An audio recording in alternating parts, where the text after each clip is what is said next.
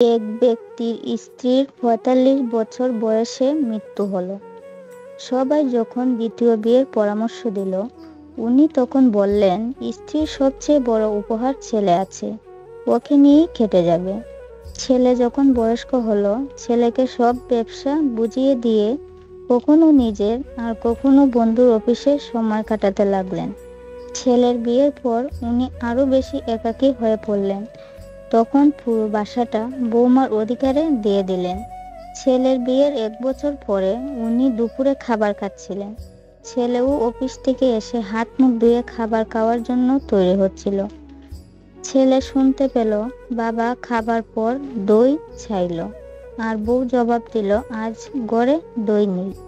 খাবার খেয়ে বাবা বাহিরে হাঁটতে চলে গেল। কিছুক্ষণ পর ছেলে তার বউয়ের সাথে খাবার খেতে বসলো।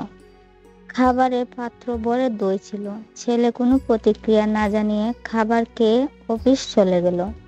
কিছুদিন পর ছেলে নিজের বাবাকে বলল, আজ আপনাকে কোর্টে যেতে হবে, আর আজ আপনার বিবাহ হচ্ছে। পিতা আশ্চর্য হয়ে ছেলের দিকে দেখল আর বললেন, বাবা, আমার আর বিয়ের দরকার নেই, আর আমি তোমাকে এত স্নেহ দেই যে তোমারও মায়ের দরকার নেই, তো আবার বিয়ে কেন? ছেলে বলল, বাবা, না আমি নিজের জন্য মা আনছি, না নিজের স্ত্রীর জন্য শাশুড়ি আনছি। আমি তো কেবল আপনার জন্য দইয়ের ব্যবস্থা করছি।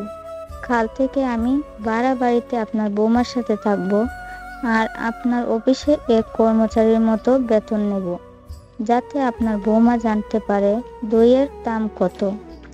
মা বাবা আমাদের জন্য এটিএম কার্ড হতে পারে, কিন্তু তারা আমাদের দয়ার না, বরং আমরা তাদের দয়ায় বেঁচে থাকি। বেঁচে থাকুক পৃথিবীর সকল মা বাবা, গড়ে উঠুক প্রতি ঘরে এরকম আদর্শ সন্তান।